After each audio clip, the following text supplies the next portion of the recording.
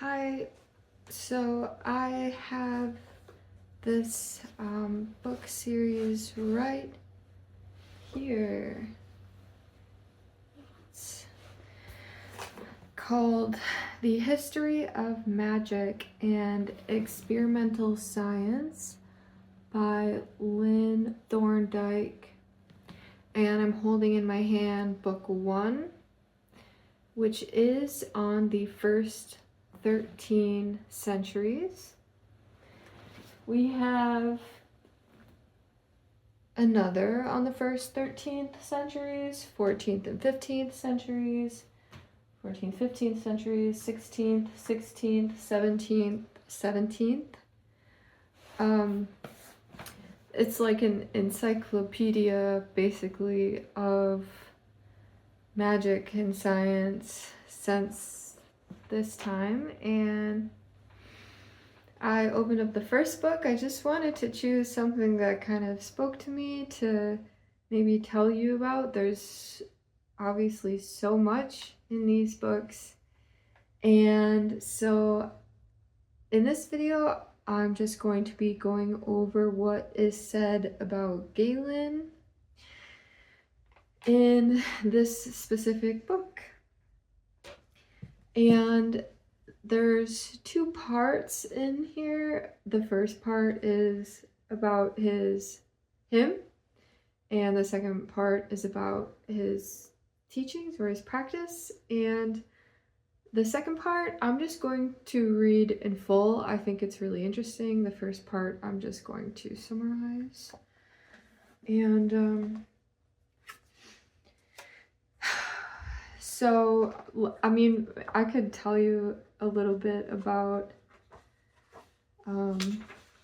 stuff that's in here. Pliny is before Galen, Seneca and Ptolemy is before Galen, then Galen, and the parts that I'm just going to be reading in full are the chapters on his medicine and experimental science and his attitude towards magic. Stuff like Plutarch, Apuleius and of Madura, Philostratus's life of Apollonius of Tyana, I don't know, spurious mystic writings of Hermes, Orpheus, and Zoroaster.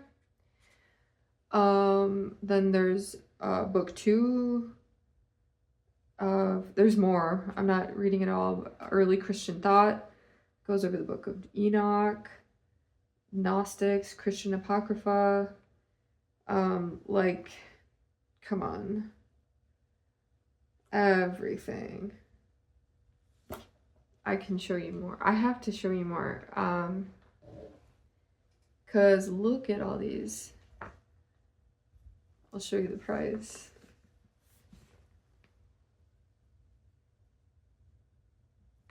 Brutal. Worth it. So, Galen.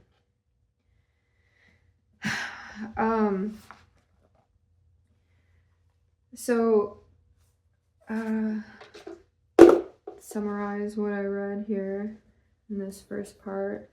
The man in his times.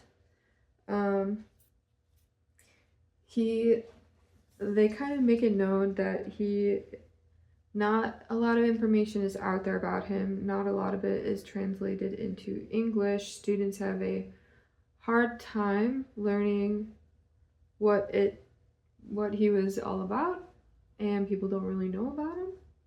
And the reasons for that are a few, which follows. This is a direct quote.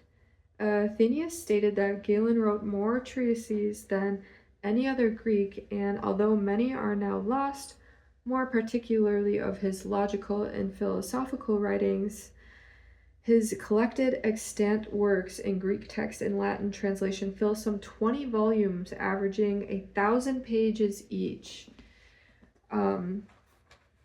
There is this...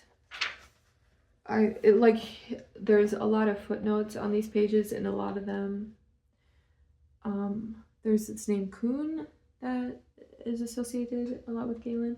A third obstacle, just quoting, to the ready comprehension of Galen has been that while more critical editions of some single works have been published by Helmrich and others in recent times, no complete edition of his works has appeared since that of Kuhn a century ago, which is now regarded as very faulty.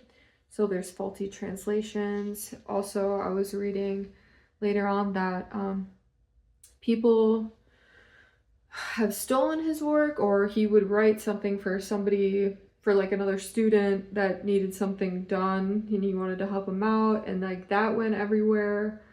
Like there's a lot of faulty translations and stuff that's out there that maybe his slaves took and distributed that weren't necessarily supposed to be out there. So there's a lot of speculation around his work in general. Another quote from the book: "If it be true, as Dr. Payne contends, that the chief original contributions to medical science of the Renaissance period were the work of men trained in Greek scholarship, this was because when they failed to get any new ideas from the Greek text, they turned to the more promising path of experimental research, with both Galen and the Middle Ages had already advocated." So he was very respected in one right. His parents were well off. He's an intellectual aristocrat.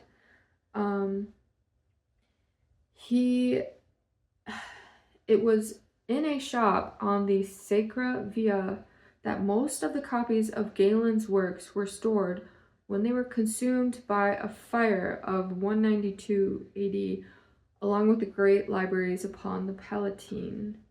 So a lot of his works were burned as well. He would write about everything. He would write about personal life, history, science, magic, religion. Obviously, he was prolific in a lot of ways. Galen, he does not seem to be called Claudius until the time of the Renaissance, was born 129 AD at Pergamon in Asia Minor. His father, Nikon, was an architect, mathematician trained in arithmetic, geometry, and astronomy. Much of his education he transmitted to his son, but even more valuable, in Galen's opinion, were his precepts to follow no one sect or party, but to hear and judge them all, to despise honor and glory, and to magnify truth alone. And that seems to be a common theme in everything that he does. In his later life, Galen looked back with great affection upon his father and spoke of his own great good fortune in having a parent that, as a parent, the gentlest, justest, most honest, and humane of men. On the other hand, the chief thing that he learned from his mother was to avoid her failings of a sharp temper and tongue, with which she made life miserable for their household slaves, and scolded his father even worse than Xanthippe ever did Socrates. His father never struck a slave, but his wife did. His wife was brutal.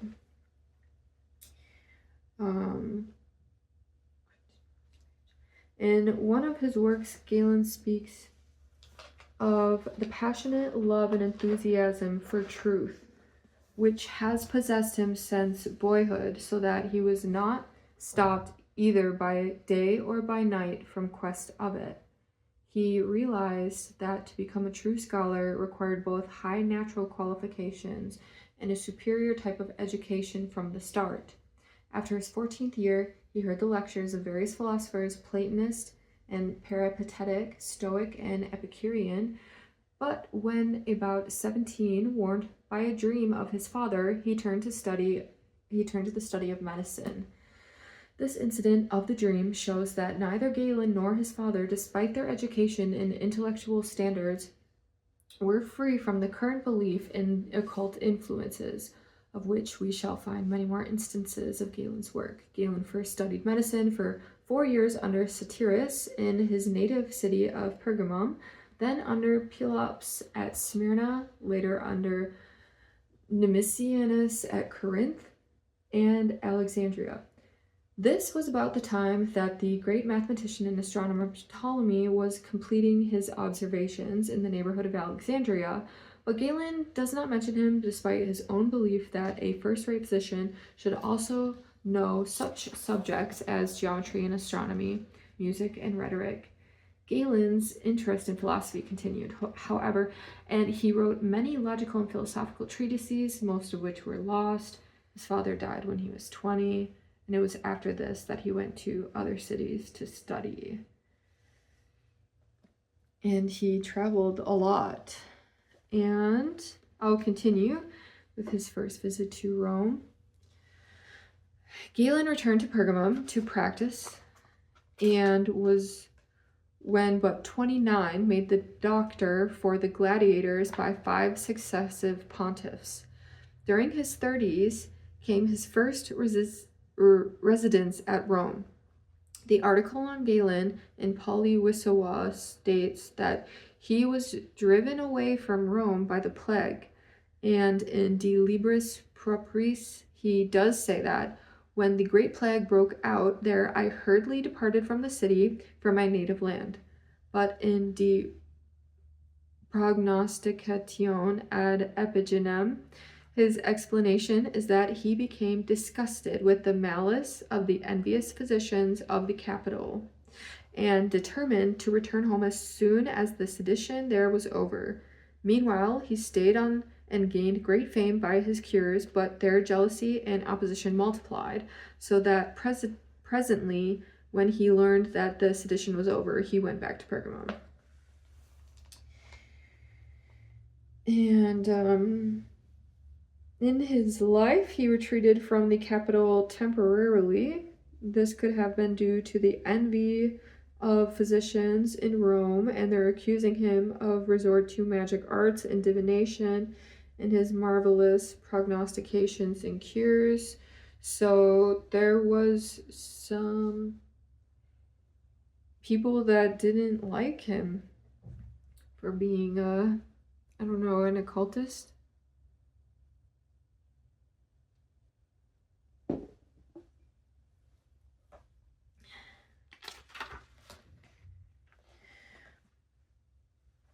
Corruption of the medical profession. Galen states that many tire of the long struggle with crafty and wicked men, which they have tried to carry on, relying upon their erudition and honest toil alone, and withdraw disgusted from the madding crowd to save themselves in dignified retirement. He especially marvels at the evil-mindedness of physicians of reputation at Rome. Though they live in the city, they are a band of robbers as truly as the brigands of the mountains. He is inclined to account for the roguery of Roman physicians compared to those of a smaller city by the facts that elsewhere men are not so tempted by the magnitude of possible gain, and that in a smaller town everyone is known by everyone else, and questionable practices cannot escape general notice. The rich men of Rome fall easy prey to these unscrupulous practitioners who are ready to flatter them and play up to their weaknesses. These rich men can see the use of arithmetic and geometry, which enable them to keep their books straight and to build houses for their domestic comfort, and of divination and astrology, from which they seek to learn whose heirs they will be, but they have no appreciation of pure philosophy apart from their rhetorical sophistry. Yes. This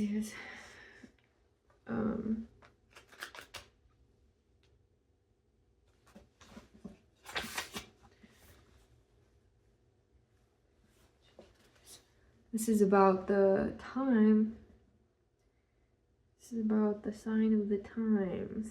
At Rome, at least, there were dealers in unguents, which is ointments or salves, who corresponded roughly to our druggists. So there were people dealing salves and ointments back in the day. Galen says that there is not an unguent dealer in Rome who is unacquainted with herbs from Crete, but he asserts that there are equally good medicinal plants growing in the very suburbs of Rome of which they are totally ignorant, and he taxes even those who prepare drugs for the emperors with the same oversight. He tells how the herbs from Crete were wrapped in cartons with the name of the herb written on the outside, and sometimes the further statement that it is campestris. Campestris.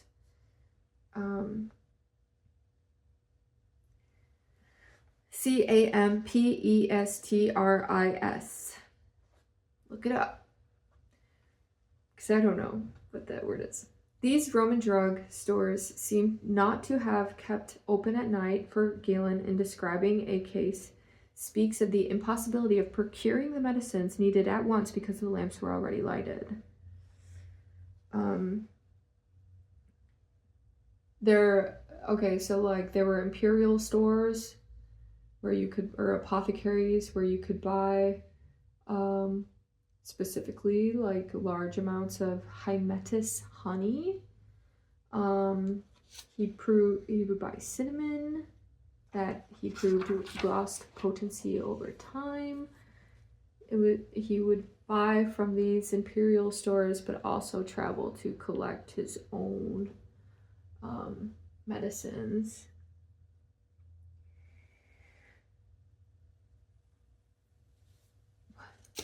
Something else about him. Besides the ancient drug trade, Galen gives us some interesting glimpses of the publishing trade, if we may say so term it, of his time. Writing in old age in the De Methodo Medendi, he says that he has never attached his name to one of his works, never written for the popular ear or for fame, but fired by zeal for science and truth, or at the urgent request of friends, or as a useful exercise for himself, or as now in order to forget his old age. Popular fame is only an impediment to those who desire to live tranquilly and enjoy the fruits of philosophy. He asks Eugenianus, whom he addresses in this passage, not to praise him immoderately before men, as he has been wont to do, and not to inscribe his name in his works. His friends nevertheless prevailed upon him to write 2 treatises listing his works, and he also is free enough in many of his books in mentioning others which are essential to read before perusing the present volume. Perhaps he felt differently at different times on the question of fame and anonymity. He also objected to those who read his works, not to learn anything from them, but only in order to calumniate them. So he didn't want fame. He was doing everything for the virtue of truth and aiding other people.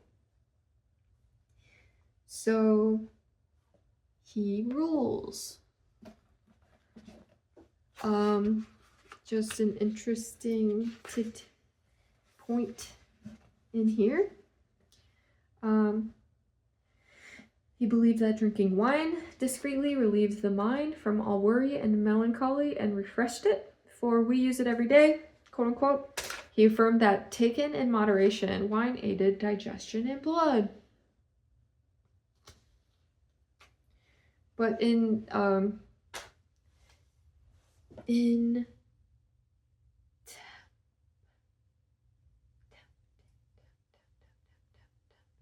temperance. But in temperance, moderation.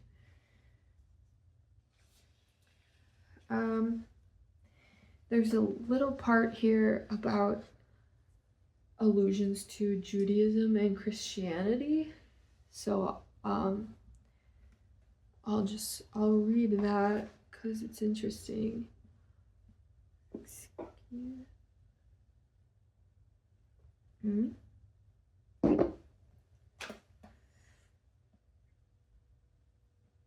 Galen's allusions to Judaism and Christianity are of considerable interest. He scarcely seems to have distinguished between them. In 2 passages, In 2 passages in his treatise on differences in the pulse, he makes incidental allusions to the followers of Moses and Christ. In both cases, speaking of them rather lightly, not to say contemptuously, in criticizing Archigenes for using vague and unintelligible language and not giving a sufficient explanation of the point in question, Galen says that it is as if one had come to a school of Moses and Christ and had heard undemonstrated laws. And in criticizing opposing sects for their obstinacy, he remarks that it would be easier to win over the followers of Moses and Christ. Later, we shall speak more fully of a third passage in De Usu Partium, where Galen criticizes the Mosaic view of the relation of God to nature, representing it as the opposite extreme to the Epicurean doctrine of a purely mechanistic and materialistic universe. This suggests that Galen had read some of the Old Testament, but he might have learned from other sources of the Dead Sea and of salts of Sodom, of which he speaks in yet another context. According to a 13th century Arabian biographer of Galen, he spoke more favorably of Christians in a lost commentary upon Plato's Republic, admiring their morals and admitting their miracles. This last, as we shall see, is unlikely, since Galen believed in a supreme being who worked only through natural law. A confection of Aelius, the martyr of Metropolitan, and a remedy for headache of the monk Barlaama occur in the 3rd book of the De Remediis Parabilibus ascribed to Galen, but this 3rd book is greatly interpolated or entirely spurious, citing Galen himself as well as Alexander of Tralles, the 6th century writer, and mentioning the Saracens. Wellman regards it as composed between the 7th and 11th centuries of our era.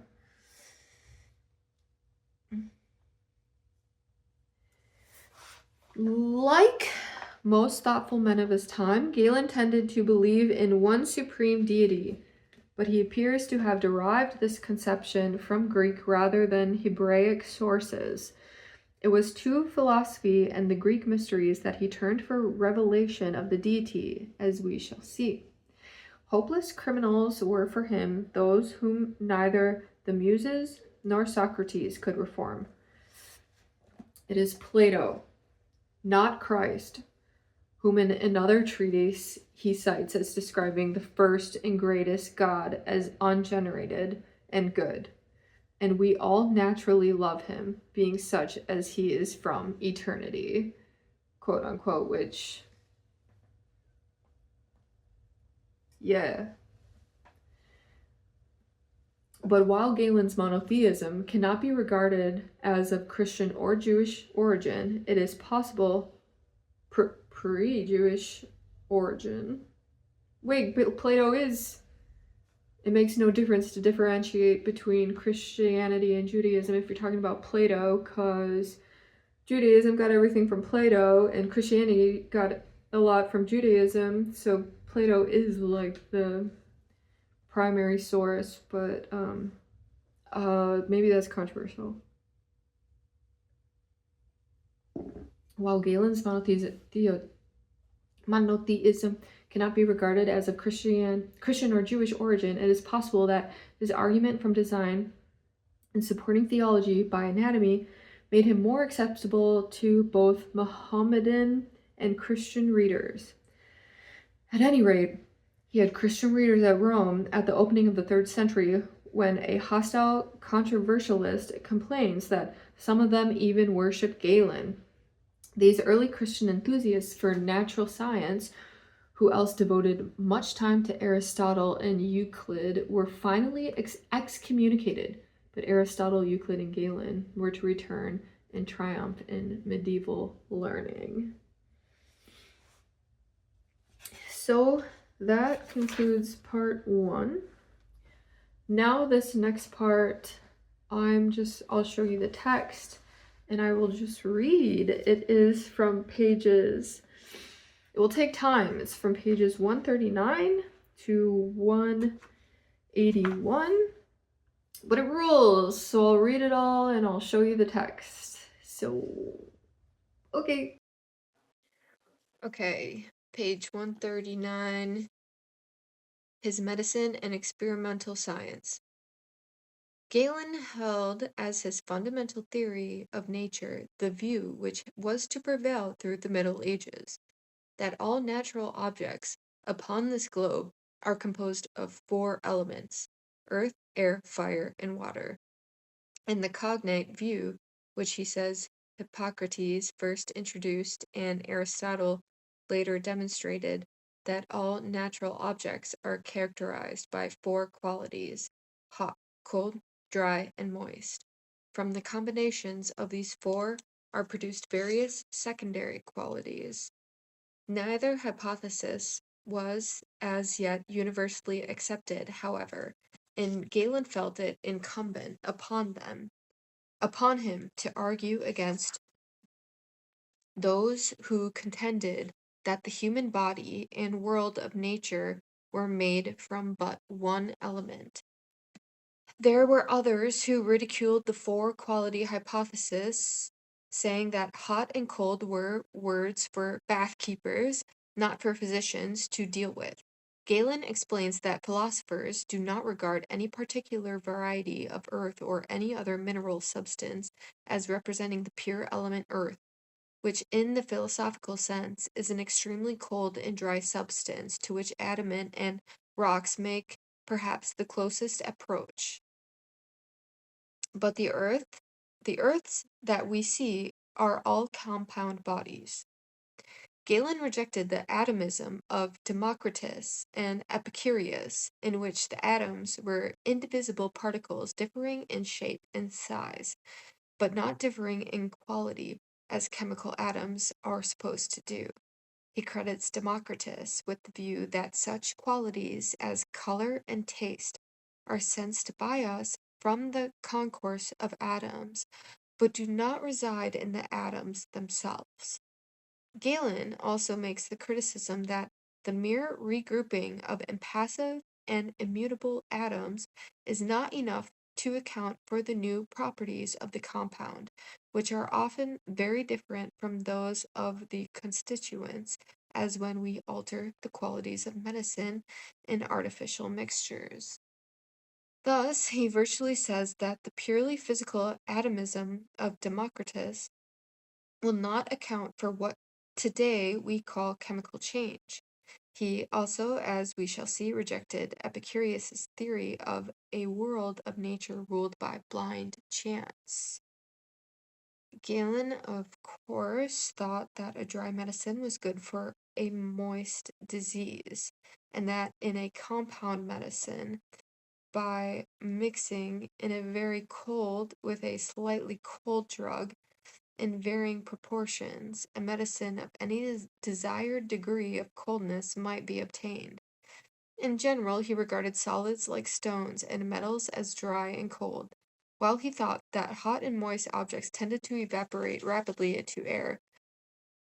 So he declared that dryness of solid bodies was incurable, while he believed that children's bodies were more easily dissolved than adults because moisture and warmer.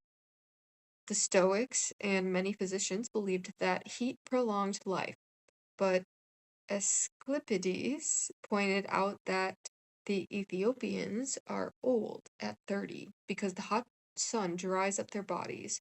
So while the inhabitants of Britain sometimes live to be 120 years old, this last, however, was regarded as probably due to the fact that their thicker skin conserves their innate heat longer. As an offset to the evidence, which will be presented later, of the traces of occult virtues, magic, and astrology in Galen's therapeutics, I should like to be able to indicate the good points in it. But this entire system, like the four quality theory upon which it is largely based, seems now obsolete, and what evidenced his superiority to other physicians in his one day would probably strike the modern reader only as a token of his distinct inferiority to present practice.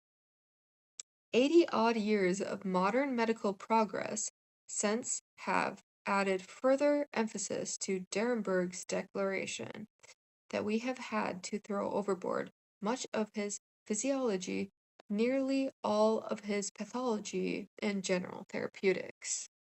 Nevertheless, we may note a few specimens which perhaps represent his ordinary theory and practice as distinguished from passages in which the influence of magic enters.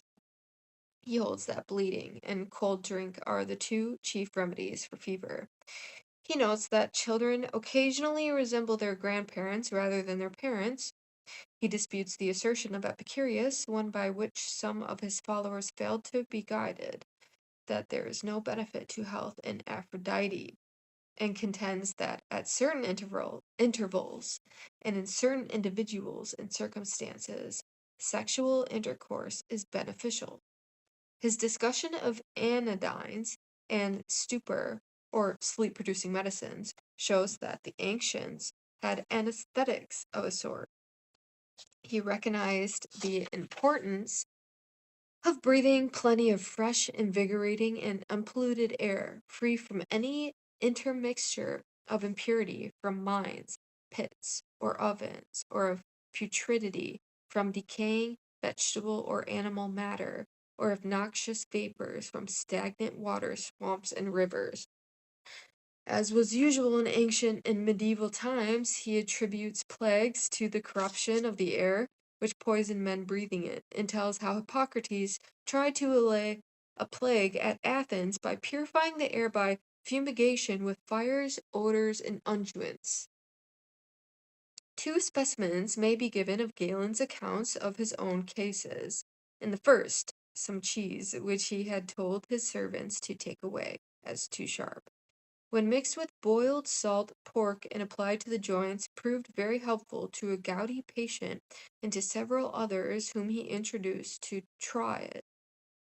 In the second case, Galen administered the following heroic treatment to a woman at Rome who was afflicted with catarrh, to the point of throwing up blood. He did not deem it wise to bleed her, since for 4 days past she had gone almost without food. Instead, he ordered a sharp clyster rubbed and bound her hands and feet with a hot drug, shaved her head, and put on it a medicament made of dove's dung. After 3 hours she was bathed, care being taken that nothing oily touched her head, which was then covered up. At first he fed her only gruel, afterwards some bitter autumn fruit, and as she was about to go to sleep, he administered a medicament made from vipers 4 months before.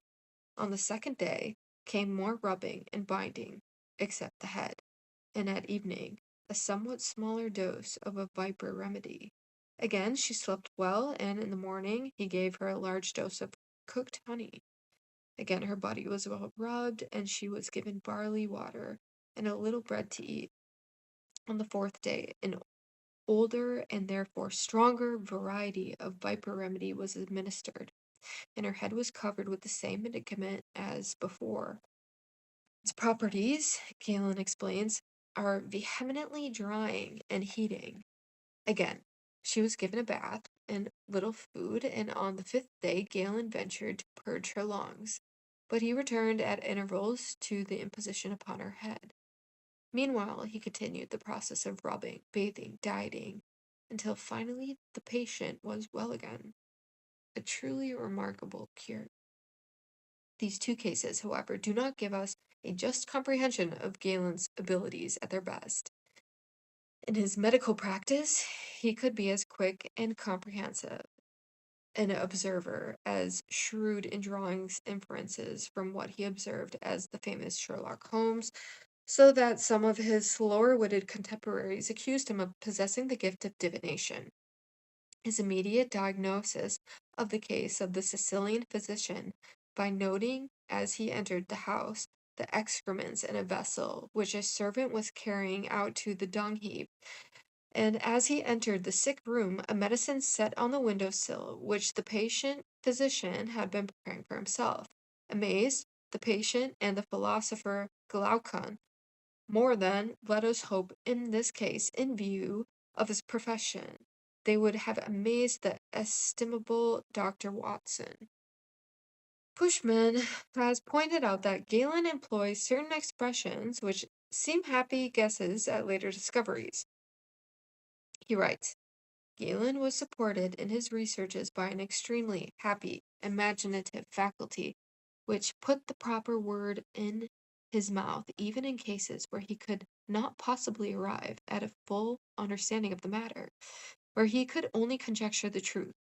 When, for instance, he declared that sound is carried like a wave, or expresses the conjecture that the constituent of the atmosphere which is important for breathing also acts by burning. He expresses thoughts which startle us, for it was only possible nearly 2,000 years later to understand their full significance. Galen was keenly alive to the need of exactness in weights and measurements. He often criticizes past writers for not stating precisely what ailment the medicament recommended is good for, and in what proportions the ingredients are to be mixed. He also frequently complains because they do not specify whether they are using the Greek or Roman system of weights, or the Attic, Alexandrian, or Ephesian variety of a certain measure. Moreover, he saw the desirability of more accurate means of measuring the passage of time. When he states that even some illustrious physicians of his acquaintance mistake the speed of the pulse and are unable to tell whether it is slow, fast, or normal, we begin to realize something of the difficulties under which medical practice and any sort of experimentation labored before watches were invented, and how much depended upon the accuracy of human machinery and judgment. Yet Galen estimates that the chief progress made in medical prognostication since Hippocrates is the gradual development of the art of inferring from the pulse. Galen tried to improve the timepieces in use in his age. He states that in any city the inhabitants want to know the time of day accurately, but merely conjecturally, and he gives directions how to divide the day into 12 hours by a combination of a sundial and a clepsydra, and how on the water clock to mark the duration of the longest, shortest, and equinoctial days of the year. Delicate and difficult as was the task of measuring the pulse in Galen's time, he was clever enough to anticipate by 17th centuries some of the tests which modern psychologists have urged should be applied in criminal trials. He detected the fact that a female patient was not ill, but in love by the quickening of her pulse when someone came in from a theater and announced that he had just seen Pylades dance. When she came again the next day, Galen had purposely arranged that someone should enter and say that he had seen Morphus dancing. This and a similar test on the third day produced no perceptible quickening in the woman's pulse, but it bounded again when on the fourth day Pylades' name was again spoken. After recounting another analogous incident where he had been able to read the patient's mind, Galen asks why former physicians have never availed themselves of these methods. He thinks that they must have had no conception of how the bodily health in general and the pulse in particular can be affected by the psyche's suffering. We might then call Galen the first experimental psychologist, as well as the first to elaborate the physiology of the nervous system. It would scarcely be fair to discuss Galen's science at all without saying something of his remarkable work in anatomy and physiology. Derenberg went so far as to hold that all there is good or bad in his writings come from good or bad physiology, and regarded his discussion of the bones and muscles as especially good. He is generally considered the greatest anatomist of antiquity, but it is barely possible that he may have owned more to predecessors and contemporaries and less to personal research than is apparent from his own writings, which are the most complete anatomical treatises that have reached us from antiquity. Herophilus, for example, who was born at Chalcedon in the closing 4th century BC and flourished at Alexandria under the first Ptolemy, discovered the nerves and distinguished them from the sinews, and thought the brain the center of the nervous system, so that it is perhaps questionable whether Payne is justified in calling Galen the founder of physiology of the nervous system, and in declaring that in physiology diagnosis he stands alone among the ancients. However, if Galen owed something to Hierophilus, we owe much of our knowledge of the earlier physiologist to Galen. Aristotle has held that the heart was the seat of the sensitive soul and the source of nervous action, while the brain was of secondary importance, being the coldest part of the body, devoid of blood, and having for its chief or only function to cool the heart. Galen attacked this theory by showing experimentally that all the nerves originated in the brain, either directly or by means of the spinal cord, which he thought to be a conducting organ merely, not a center. 1,000 times, he says, I have demonstrated by dissection that the cords in the heart, called nerves by Aristotle, are not nerves and have no connection with the nerves. He found that sensation and movement were stopped, and even the voice and breathing were affected by injuries to the brain, and that an injury to one side of the brain affected the opposite side of the body. His public demonstration by dissection, performed in the presence of various philosophers and medical men, of the connection between the brain and voice and respiration of the commentaries, which he immediately afterwards dictated on this point, were so convincing, he tells us 15 years later, that no one has ventured openly to dispute them. His experimental investigation of the spinal cord by sections at different levels and by half sections was still more remarkable. Galen opposed these experimental proofs to such unscientific arguments on the part of the Stoic philosopher Chrysippus and others, as that the heart must be the chief organ because it is in the center of the body, or because one lays one hand on one heart to indicate oneself, or because the lips are moved in a certain way in saying I. Another noteworthy experiment by Galen was that in which, by binding up a section of the femoral artery, he proved that the arteries contained blood, and not air or spiritus, as had been generally supposed. He failed, however, to perform any experiments with the pulmonary veins, and so the notion persisted that these conveyed spirit, and not blood, from the lungs to the heart. It has usually been stated that Galen never dissected the human body, and that his inferences by analogy from his dissection of animals involved him in serious error concerning human anatomy and physiology. Certainly, he speaks as if opportunities to secure human cadavers or even skeletons were rare. He mentions, however, the possibility of obtaining the bodies of criminals condemned to death or cast to beasts in the arena, or the corpses of robbers which lie unburied in the mountains, or the bodies of infants exposed by their parents. It is not sufficient, he states in another passage, to read books about human bones. One should have them before one's eyes. Alexandria is the best place for the student to go to see actual exhibitions of this sort made by the teachers. But even if one cannot go there, one might be able to procure human bones for oneself, as Galen did from a skeleton which had been washed out of a grave by a flooded stream, and from the corpse of a robber slain in the mountains. If one cannot get to see a human skeleton by these means or some other, he should dissect monkeys and apes. Indeed, Galen advises the students to dissect apes in any case in order to prepare himself for intelligent dissection of the human body, should he ever have the opportunity.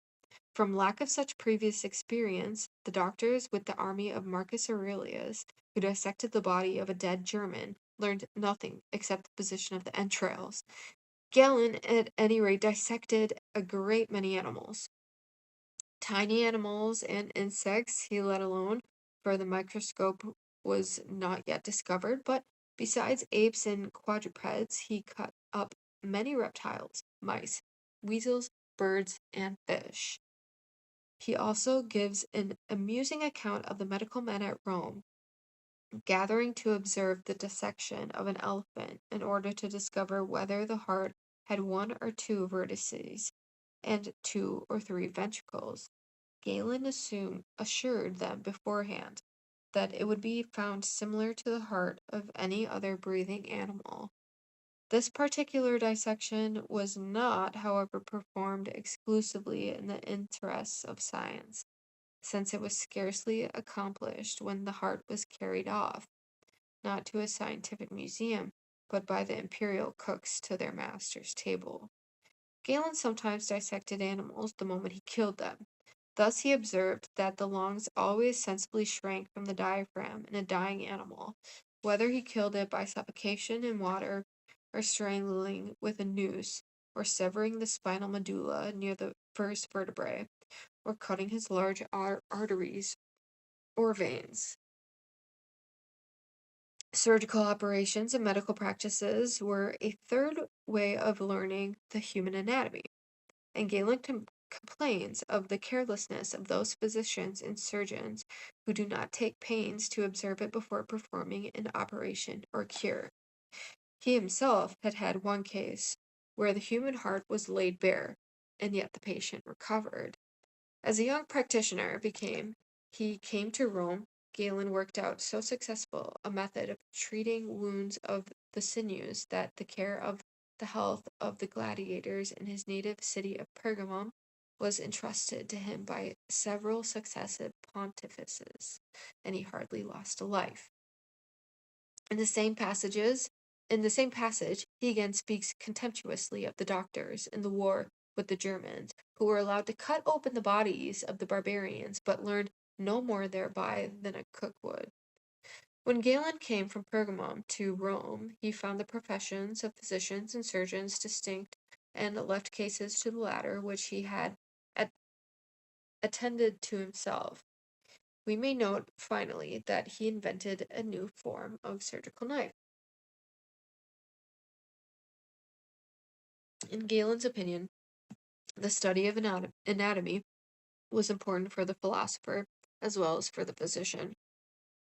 An understanding of the use of the parts of the body is helpful to the doctor, he says, but much more so to the philosopher of medicine who strives to obtain knowledge of all nature. In the De Usu Partium, he came to the conclusion that in the structure of any animal we have the mark of a wise workman or demiurge, and of a celestial mind, and that the investigation of the use of the parts of the body lays the foundation of a truly scientific theology, which is much greater and more precious than all medicine, and which reveals the divinity more clearly than even the illusion mysteries of Samothracian orgies. Thus, Galen adopts the argument from design for the existence of God. The modern doctrine of evolution is of course subversive of his premise that the parts of the body are so well constructed for and marvelously adapted to their functions that nothing better is possible, and consequently of his conclusion that this necessitates a divine maker and planner. In the treatise De Photum Formation, Galen displays a similar inclination, but more tentatively and timidly. He thinks that the human body attests the wisdom and power of its maker, whom he wishes the philosophers would reveal to him more clearly, and tell him whether he is some wise and powerful God. The process of this formation of the child in the womb The complex human muscular system, the human tongue alone, seemed to him so wonderful that he will not subscribe to the Epicurean denial of any all-ruling providence. He thinks that nature alone cannot show such wisdom. He has, however, sought vainly from philosopher after philosopher for a satisfactory demonstration of the existence of God, and is by no means certain himself. Galen is also at a loss concerning the existence and substance of the soul. He points out that puppies try to bite before their teeth come, and that calves try to hook before their horns grow, as if the soul knew the use of these parts beforehand. It might be argued that the soul itself causes the parts to grow, but Galen questions this, nor is he ready to accept Platonic world-soul theory of a divine force permeating all nature. It offends his instinctive piety and sense of fitness to think of the world soul and such things as reptiles, vermin, and putrefying corpses. On the other hand, he disagrees with those who deny any innate knowledge or standards to the soul and attribute everything to sense perception and certain imaginations and memories based thereon. Some even deny the existence of the reasoning faculty, he says, and affirm that we are led by the affections of the senses, like cattle. For these men, courage, prudence, temperance, continence are mere names.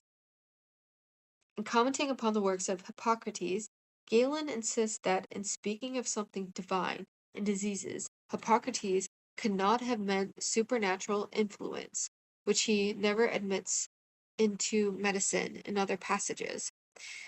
Galen tries to explain why the expression as having reference to the effect of the surrounding air. Thus, while Galen might look upon nature or certain things in nature as a divine work, he would not admit any supernatural force in science or medicine or anything bordering upon special providence. In the De Usu Partium, Galen states that he agrees with Moses that the beginning of Genesis and all things generated was from the demiurge, but that he does not agree with him that anything is possible with God, and that God can suddenly turn a stone into a man or make a horse or cow from ashes. In this matter, our opinion, and that of Plato and of others among the Greeks who have written correctly concerning natural science, differs from the view of Moses.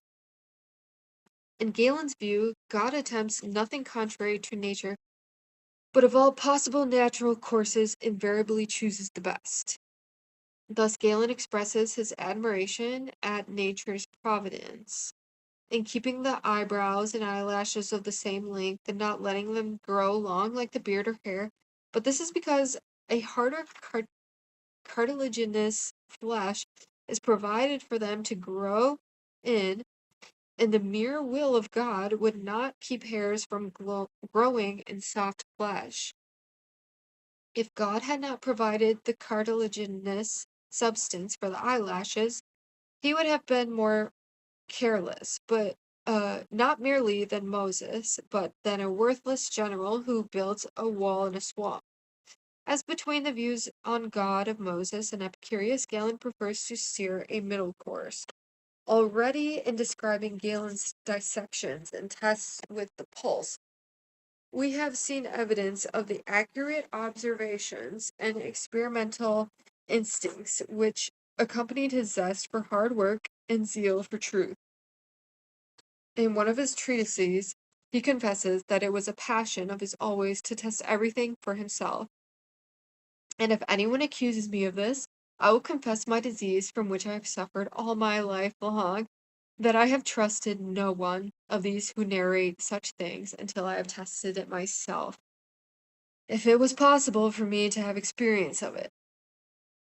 Galen also recognized that general theories were not sufficient for exact knowledge, and that specific examples seen with one's own eyes were indispensable. He maintains that if all teachers and writers would realize and observe this, they would make comparatively few false statements. He saw the danger of making absolute assertions and the need of noting the particular circumstances of each individual case. Galen more than once declared that things, not names, were important, and refused to waste time in disputing about terminology and definitions which might be spent in pursuing the knowledge of things themselves. Thus, we see in Galen a pragmatic scientist intent upon concrete facts and exact knowledge, but at the same time, it must be recognized that he accepted some universal theorems and general views. Galen did not believe in merely repeating in new books the statements of previous authorities. Ever since boyhood, he writes in his anatomical administrations, it has seemed to him that one should record in writing only one's new discoveries and not repeat what has been said already. Nevertheless, in some of his writings, he collects the prescriptions of past physicians at great length, and a previous treatise by Archine- Archigenes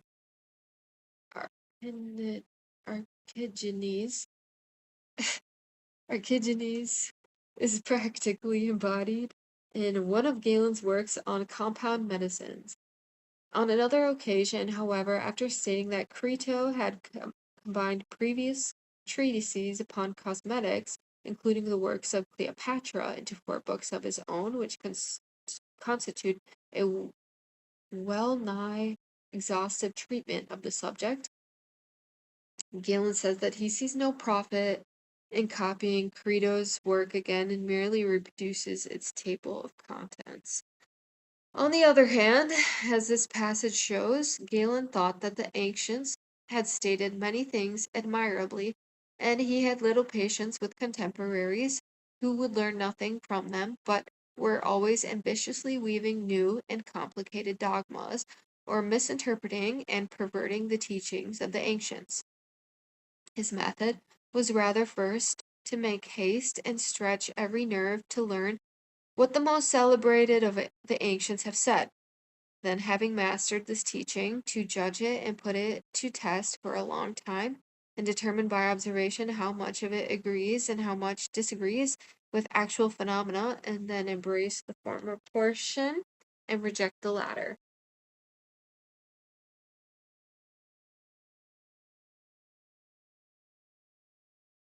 This critical employment of past authorities is frequently illustrated in Galen's work.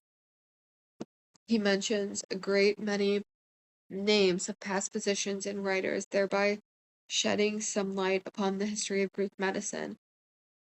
But at times he criticizes his predecessors, not sparing even Empedocles and Aristotle.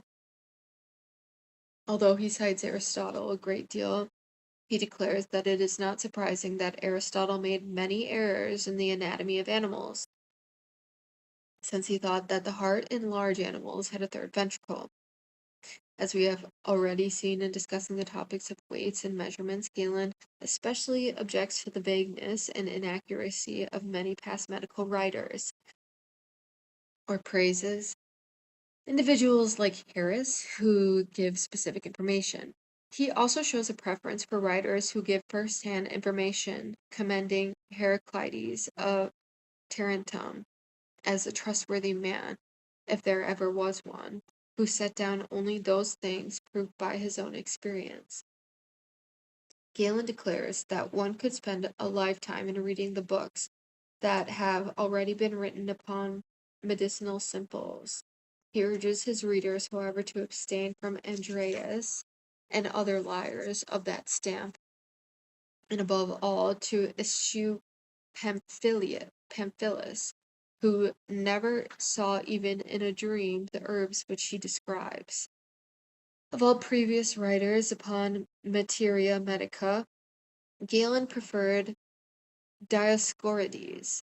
He writes, but Anaxarbensis Dioscorides in 5 books discussed all useful material not only of herbs but of trees and fruits and juices and liquors, treating besides both all metals and the parts of animals. Yet he does not hesitate to criticize certain statements of Dioscorides, which are such as the story of mixing goat's blood with the terra sigillata of Lemnos. Dioscorides had also attributed marvelous virtues to the stone Gagates, which he said came from a river of that name in Lycia. Galen's comment is that he has skirted the entire coast of Lycia in a small boat and found no such stream. He also wonders that Dioscorides described butter as made of milk of sheep and goats and correctly states that this drug is made from cow's milk.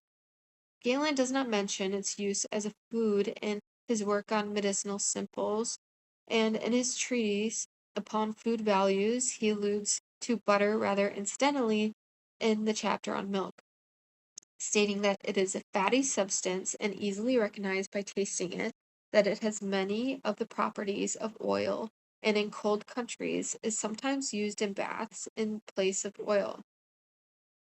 Galen further criticizes Dioscorides for his unfamiliarity with the Greek language and consequent failure to grasp the significance of many Greek names, like me. Derenberg said of Galen that he represented at the same time the most exaggerated dogmatism and the most advanced experimental school. There is some justification for the paradox, though the latter part seems to me the truer. But Galen was proud of his training in philosophy and logic and mathematics. He stood fast by many Hippocratic dogmas, such as the four qualities theory. He thought that in medicine, as in geometry, there were a number of self-evident maxims upon which reason, conforming to the rules of logic, might build up a scientific structure in the De Methodo Medendi. He makes a distinction between the discovery of drugs and medicines, simple or compound by experience, and the methodical treatment of disease, which he now sets forth and which should proceed logically and independently of mere empiricism. And he wishes that other medical writers would make it clear when they are relying merely on experience and when exclusively upon reason. At the same time, he expresses his dislike for mere dogmatizers who shout their ipse dixits like tyrants, without the support either of reason or experience. He also grants that the ordinary man, taught by nature alone, often instinctively pursues a better course of action for his health than the sophists are able to advise. Indeed, he is of the opinion that some doctors would do well to stick to experience alone and not try to mix in reasoning, since they are not trained in logic.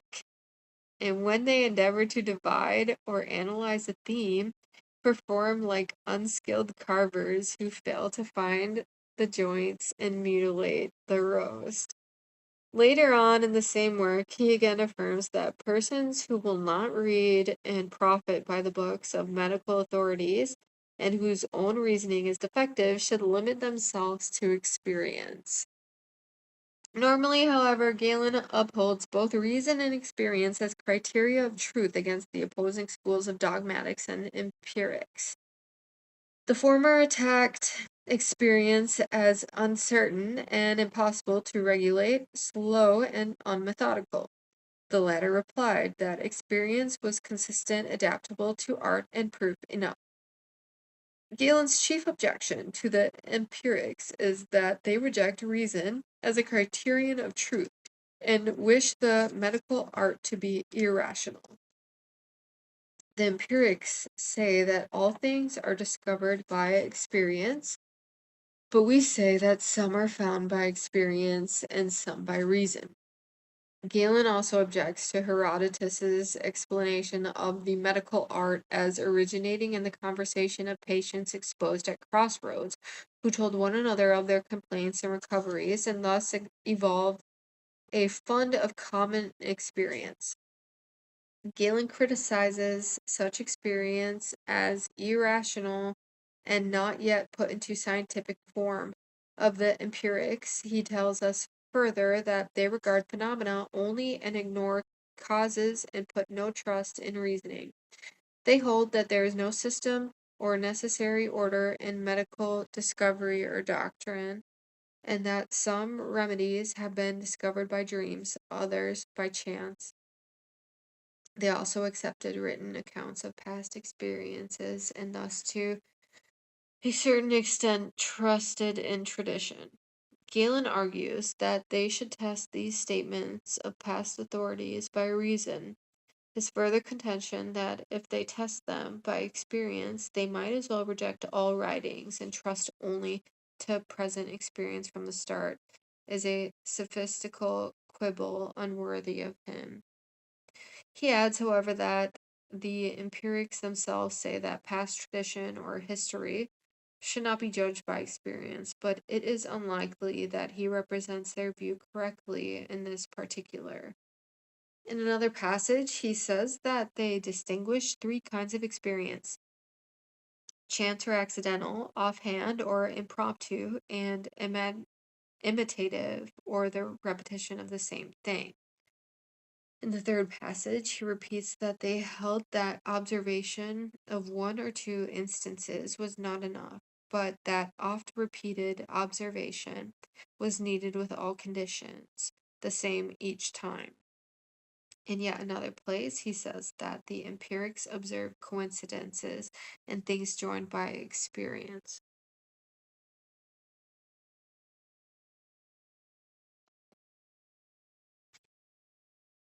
He himself defines experience as the comprehending and remembering of something seen often and in the same condition. He makes the good point that one cannot observe satisfactorily without use of reason. He also admits in one place that some empirics are ready to employ reason as well as experience. Having noted Galen's criticism of the empirics, we may imagine what their attitude would be towards his medicine.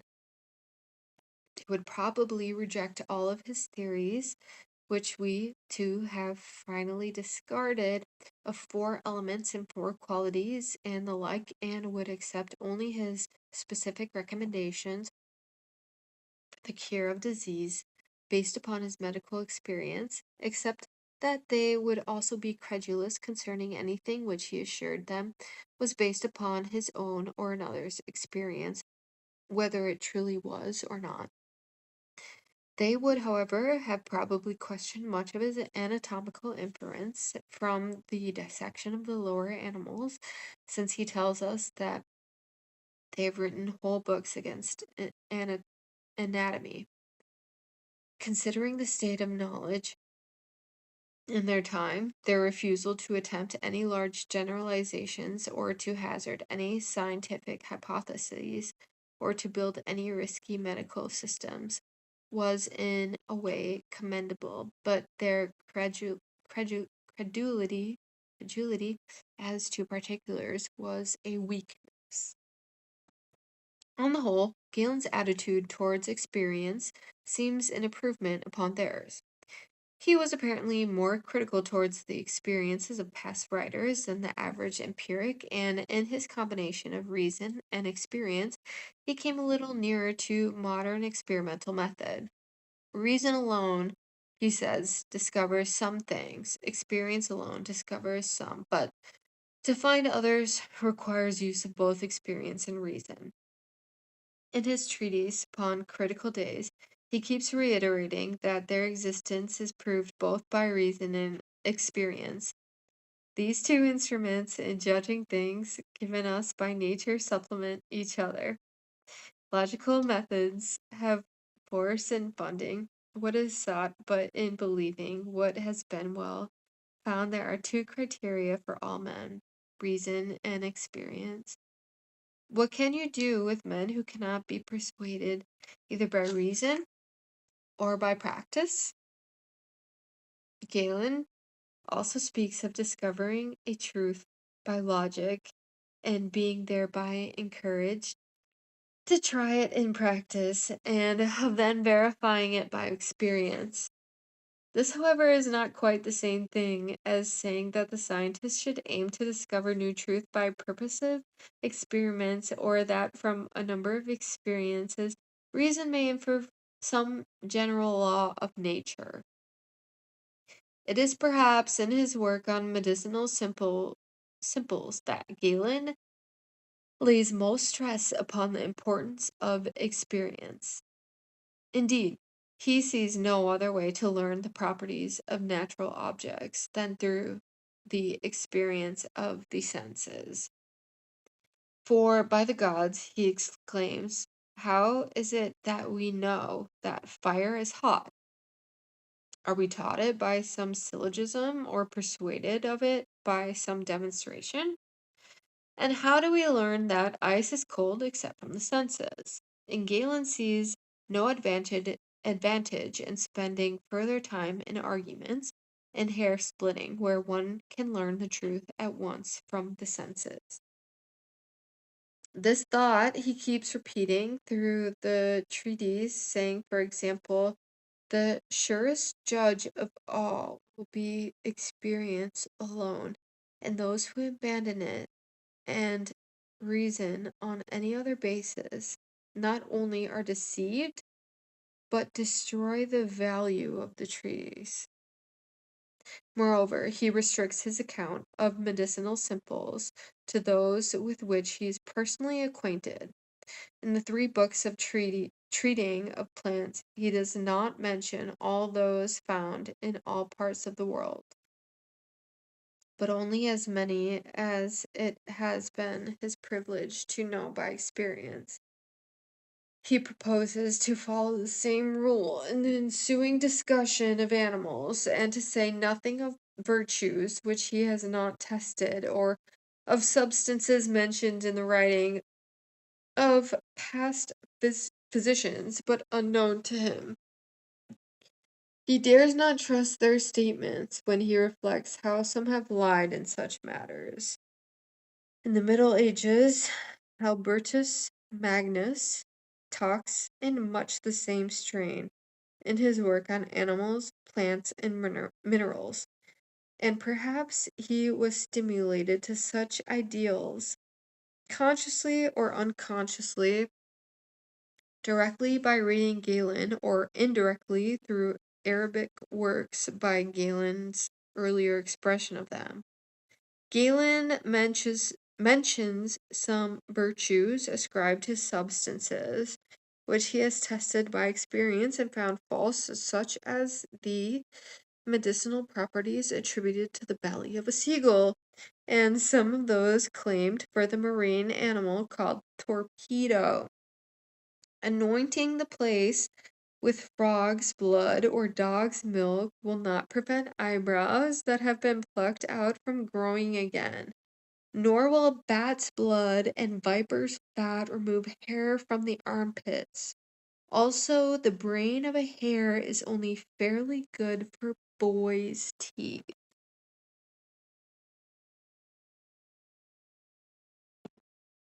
Excuse me.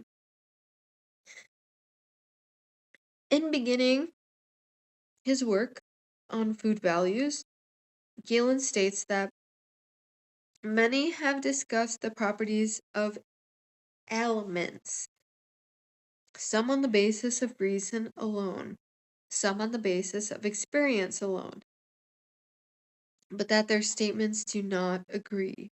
On the whole, since reasoning is not easy for everyone, requiring natural sagacity, sorry, I don't know that word, sagacity, and training from childhood, he thinks it better to start from experience, especially since not a few physicians are of the opinion that only thus can the properties of foods be learned. The empirics contended that most compound medicines had been hit upon by chance, and Galen grants that the dogmatics usually are unable to give reasons for the ingredients of their doses and find difficulty in reproducing a lost prescription. But he holds that reasons can be given for the constituents of the compound, and that the logical discovery of such remedies differ from the empirical.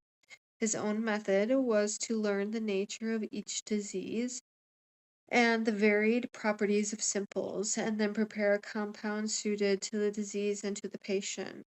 On the other hand, we see how much depends upon experience from his confession that sometimes he has hastily prepared a compound from a few simples, sometimes from more, sometimes from a great variety. If the compound worked well, he would continue to use it, sometimes making it stronger and sometimes weaker. For as you cannot put together compounds without rational method, so you cannot tell their strength certainly and accurately without experience. He admits that no one can tell the exact quantity of each ingredient to employ without the aid of experience. He says, the proper proportions in the mixture we shall find conjecturally before experience, scientifically after experience. In these treatises upon compound medicines, unlike that on medicinal simples, Galen gives the prescriptions of former physicians as well as some tested by his own experience.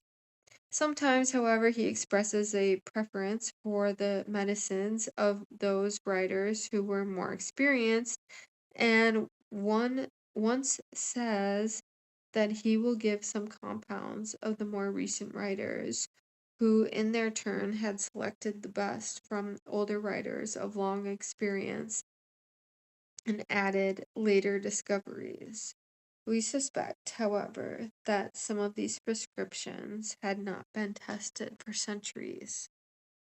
Galen gives a few directions how to regulate medical observation and experience, although they cannot be said to carry us very far on the road to modern laboratory research. He saw the value of long experience, a phrase which he often employs.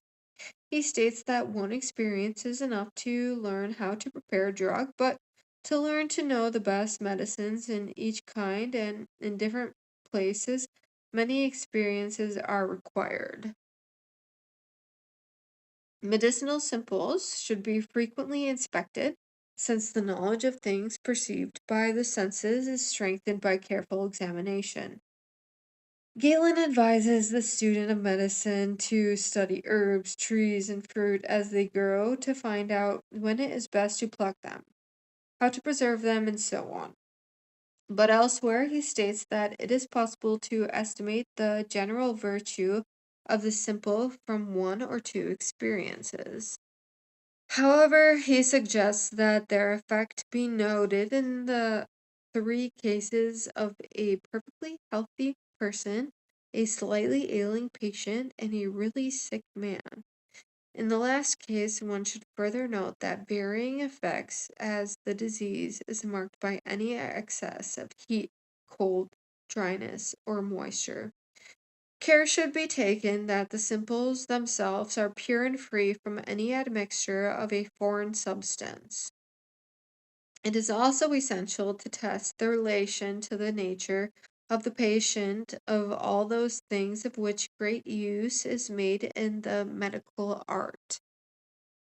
One condition to be observed in experimental investigation of critical days is to count no cases where any slip has been made of by, by physician or patient or bystander, or where any other foreign factor has done harm. Galen has acquainted with physical experiments in siphoning, for he says that if one withdraws the air from a vessel containing sand and water, the sand will follow before the water, which is the heavier. Galen also points out some of the difficulties of medical experimentation. One is the extreme unlikelihood of ever being able to observe in even two cases the same combination of symptoms and circumstances. The other is the danger to life of the patient from rash experimenting. Thus, Galen more than once tells us of abstaining from testing some remedy because he had others of whose effects he was sure. Sure. Galen, okay, repeating that paragraph. Galen also points out some of the difficulties of medical experimentation. One is the extreme unlikelihood of ever being able to observe in even two cases the same combination of symptoms and circumstances. The other is the danger to the life of the patient from rash experimenting.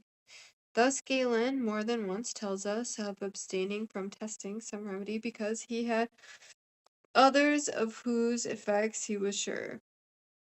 In the treatise on easily procurable remedies ascribed to Galen, in which we have already seen evidence of later interpolation or authorship, some recipes are concluded by such expressions as, "This has been experienced, it works unceasingly," or another remedy tested by us in many cases. This became a custom in many subsequent medical works, including those of Middle Ages. One recipe is introduced by the caution, but don't cure anybody unless you have been paid first, for this has been tested in many cases.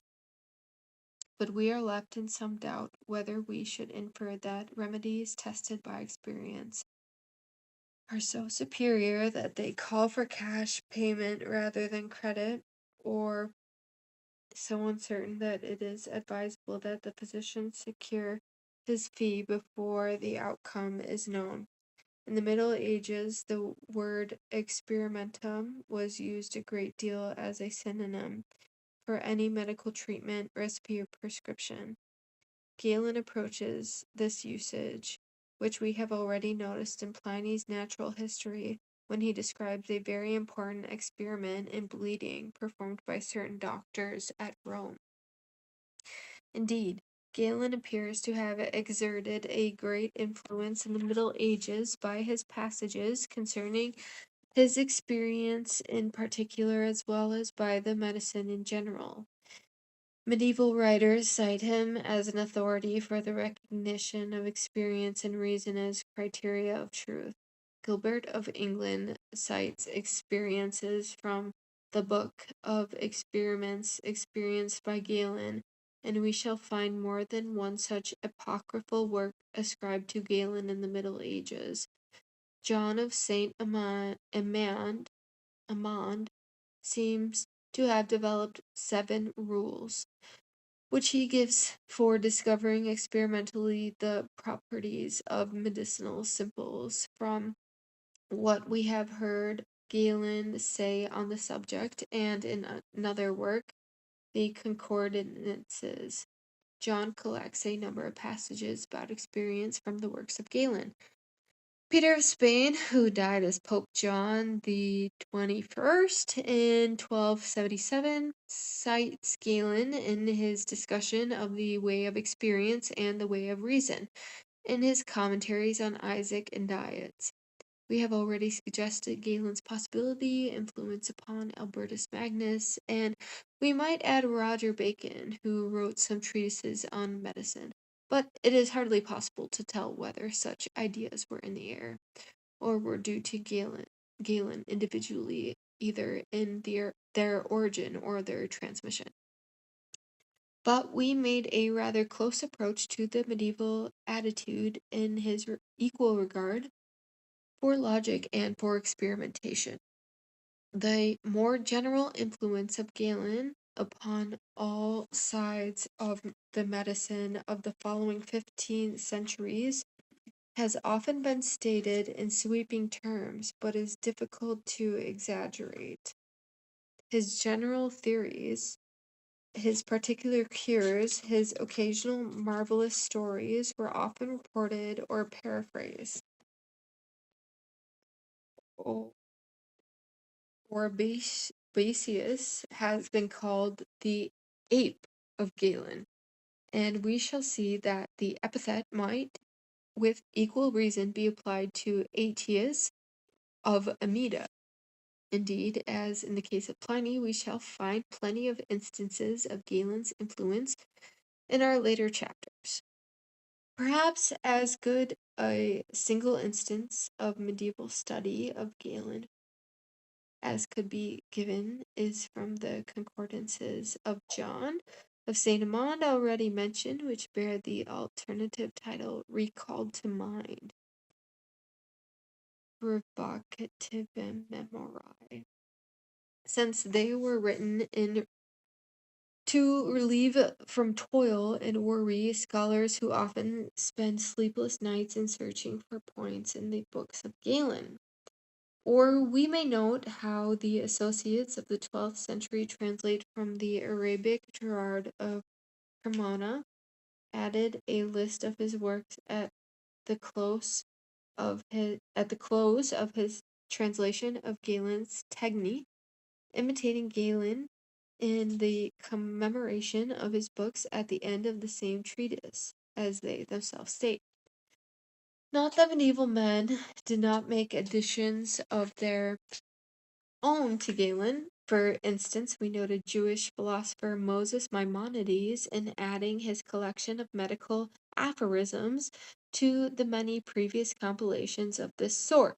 By Hippocrates, Rasis, Muhammad ibn Zechariah, Messiu, Yahona ibn Maswaya, and others state that he has drawn them mainly from the works of Galen, but that he supplements these with some in his own name and some by other moderns. Not that Galen was not sometimes criticized or questioned.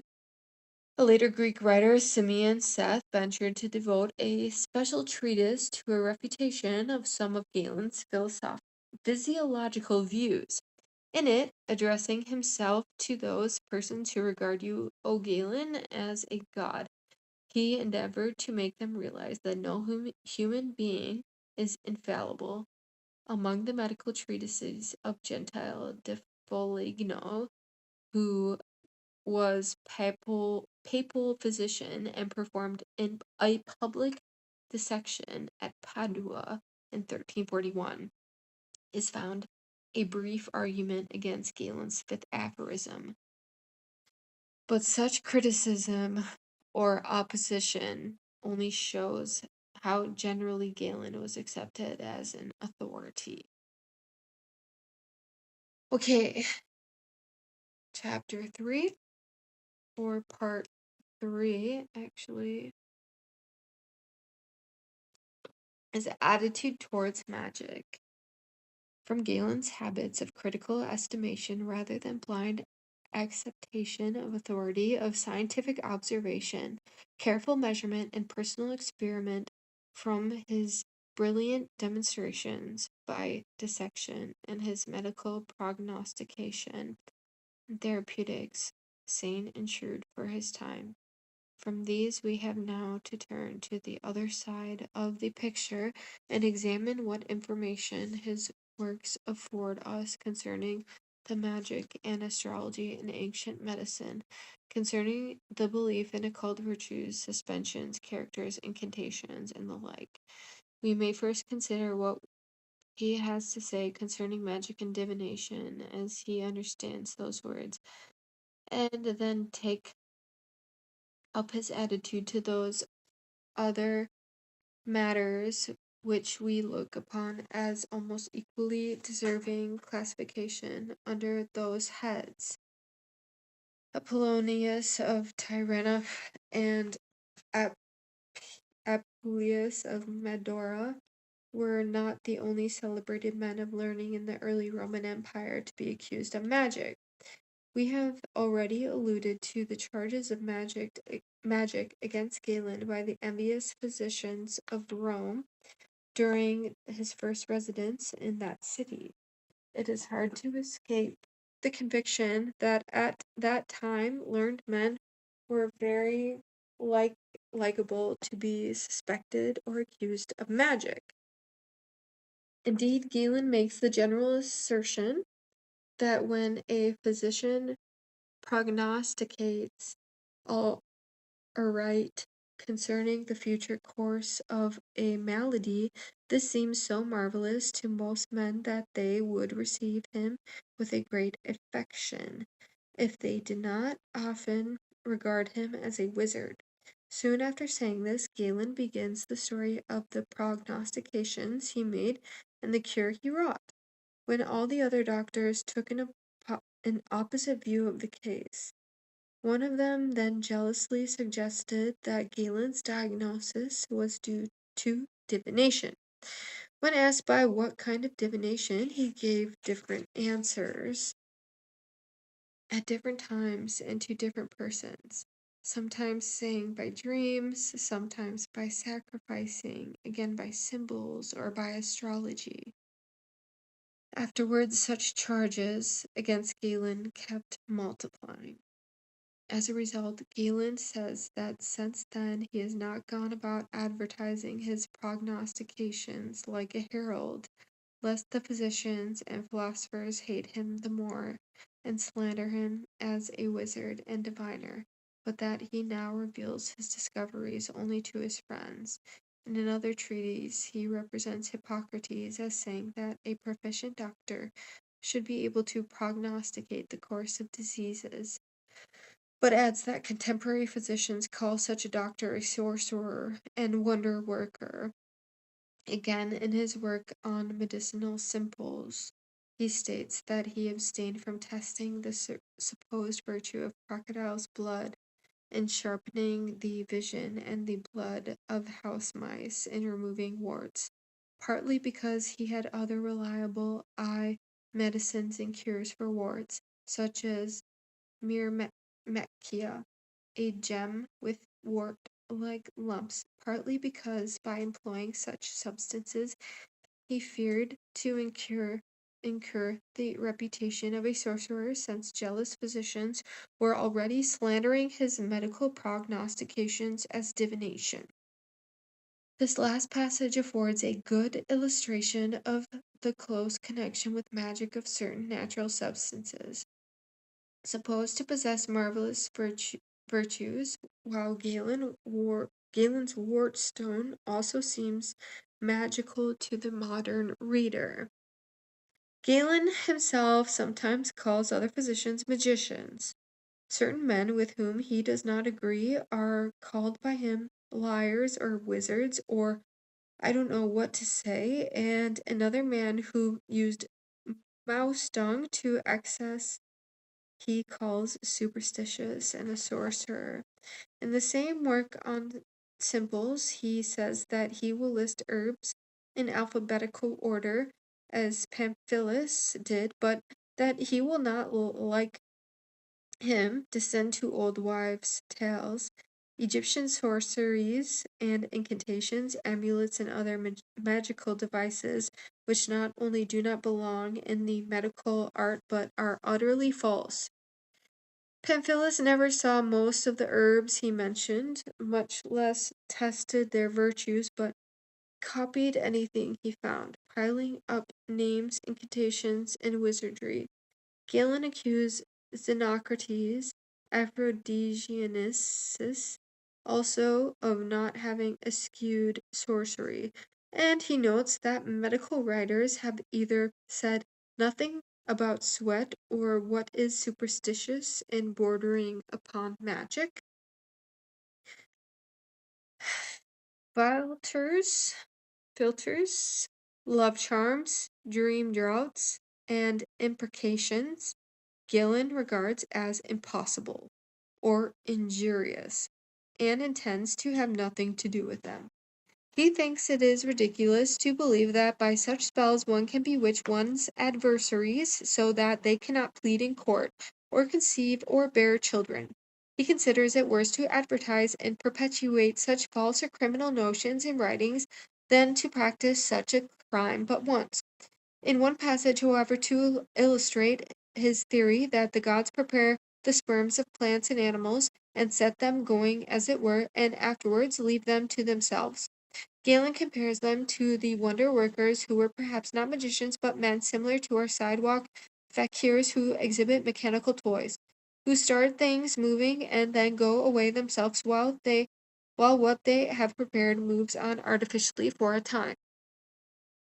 Galen's own works are not entirely free from the magical devices of which he accuses others. We may begin with animal substances, since he himself has testified that the use of sweat, crocodile's blood, and mouse's dung is suggestive of magic. Moreover, he attributes more bizarre virtues to the parts of animals than to herbs or stones. In a passage somewhat similar to that in which Pliny expressed his horror at the use of human blood, entrails, and skulls as medicines, Galen declares that he will not mention the abominable and detestable, as Xenocrates and some others have done. The Roman law has long forbidden eating human flesh, while Galen regards even the mention of certain secretions and excrements of the human body as offensive to our modest ears. Nevertheless, before long he offends against his own standard and describes how he administered to patients the very substance which he had before characterized as more unmentionable. It may also be noted that he repeats unquestioningly such a tale as that the cubs of the bear are born unformed and licked into shape by their mother. Further milder illustrations of the fact that such nasty substances were then not merely recommended in books but freely employed in actual medical practices are seen in the frequent use by one of Galen's teachers of the dung of dogs who for 2 days before had eaten nothing but bones, in Galen's own wonderfully successful treatment of a tumor on a rustic's knee with goat dung, which is, however, too sharp for the skins of children or city ladies, and in his discovery by repeated experience that the dung of doves who take little exercise is less potent than that of those who take much. Galen also says that he has known of doctors who have cured many persons by giving them burnt human bones in drinks without their knowledge. Galen's medicinal simples include the bile of bulls, hyenas, cocks, partridges, and other animals. A digestive oil can be manufactured by cooking foxes and hyenas, some alive, some dead, whole in oil. Galen discusses with perfect seriousness the relative strength of various animal fats, those of the goose, hen, hyena, goat, pig, and so forth. He decides that lion's fat is by far the most potent, with that of the pard next. Among his simples are also found the slough of a snake, a sheepskin, the lichens of horses, a spider's web, and burnt young swallows, for whose introduction into medicine he gives Asclepiades credit. Of Archigenes' prescriptions for toothache, he repeats that which recommended holding for some time in the mouth of a frog boiled in water and vinegar, of a dog's tooth burnt, pulverized, and boiled in vinegar, or a dog's tooth burnt, oh, or a dog's tooth burnt, pulverized, and boiled in vinegar. So, cavities may be filled with a toasted earthworm's or spider's egg diluted with unguent of nard. Teething infants are benefited if their gums are moistened with dog's milk or anointed with hare's brains. For colic, he recommends dried cicadas with 3, 5, or 7 grains of pepper. Galen is less confident as to the efficacy for earache of the multipedes, which roll themselves up into a ball and which, cooked in oil, are employed especially by rural doctors. He is still more skeptical whether the liver of a mad dog will cure its bite. Many say so, and he knows of some who have tried it and survived, but they took other remedies too. Galen has heard that some who trusted to it alone died.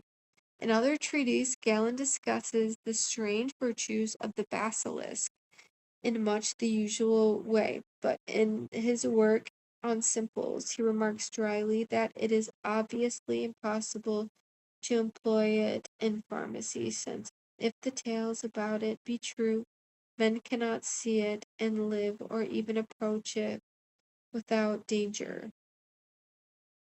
He therefore will not include it or elephants or Nile horses, hippopotamuses, or any other animals of which he has had no personal experience. Galen tries to find some satisfactory explanation of the strange properties which he believes exist in so many things. The attractive power of the magnet and of drugs suggests to him that nature in us is divine, as Homer says, and leads like to like, and thus shows its divine virtues. Galen rejects Epicurus's explanation of the magnet's attractive power. It was that the atoms flowing off from both the magnet and iron fit one another so closely that the two substances are drawn together. Galen objects that this does not explain how a whole series of rings can be suspended in a row from a magnet. Galen's teacher Pelops, who claimed to be able to tell the cause of everything, explained why ashes of river crabs are used for the bite of a mad dog as follows. The crab is efficacious against hydrophobia because it is an aquatic animal. River crabs are better for this purpose than saltwater crabs because salt dries up moisture. He also thought the ashes of crabs very potent in absorbing the venom, but this type of reasoning is unsatisfactory to Galen, who finds the best explanation of all such action in the peculiar property or occult virtue of the substance as a whole. Upon the subject, he proposes to write a separate treatise, and in the fragment De Substantia Facultatum Naturalium, he again discusses the matter. Among parts of animals, Galen regarded the flesh of vipers as especially medicinal, particularly as an antidote to poisons. Of the following cures wrought by vipers' flesh, which Galen narrates, 2 were repeated without giving him credit by Aetius of Amida in the 6th and Bartholomew of England in the 13th century, and doubtless by other writers. When Galen was a youth in Asia, some reapers found a dead viper in their jug of wine, and so were afraid to drink any of it. Instead, they gave it to a man nearby who suffered from the terrible skin diseases elephantiasis, and whom they thought it would be a mercy to put quietly out of his misery. He drank the wine, but instead of dying, recovered from his disease. A similarly unexpected cure was effected when a slave wife in Mysia tried to kill her husband by offering him a like drink. A third case was that of a patient whom Galen told of these 2 previous cures. After resorting to augury to learn if he, too, should try it and receiving a favorable response, the patient drank wine infected by venom, with the result that his elephantiasis changed into leprosy, which Galen cured a little later with the usual drugs. A fourth man, while hunting vipers, was stung by one. Galen bled him, extracted black bile with a drug, and then made him eat the vipers which he had caught, and which were prepared in oil like eels. A fifth man, warned by a dream, came from Thrace to Pergamon. Another dream instructed him both to drink and to anoint himself with a concoction of vipers. This changed his disease into leprosy, which in its turn was cured by drugs which the god prescribed. The flesh of vipers was an important ingredient in the famous antidote and remedy called theriac, concerning which Galen wrote two special treatises, besides discussing it in his works on simples and antidotes. Mithridates, like King Aelius in Galen's native land, had tested the effects of various drugs upon condemned criminals, and had thus discovered antidotes against spiders, scorpions, sea hares, aconite, and other poisons. He then combined the results of his research into one grand compound, which should be an antidote against any and every poison, but he did not include the flesh of a viper, which was added with some other changes by Andromachus, chief physician to Nero. The divine Marcus Aurelius used to take a dose of theriac daily, and it had since come into general use. Galen gives a long list of ills which it will cure, including the plague and hydrophobia, and adds that it is beneficial in keeping a man in good health. He advises its use when traveling or in wintry weather, and tells Piso that it will prolong his life. He explains more than once how to prepare the viper's flesh, while the head and tail must be cut off, how it is cleaned and boiled until the flesh falls from the backbone, how it is mixed with pounded bread into pills, how the flesh of the viper is best in early summer. Galen also accepts the legend, quoting 6 lines of verse from Nicander to that effect that the viper conceives in the mouth and then bites off the male's head, and that the young viper avenges its father's death by gnawing its way out of the mother's vitals.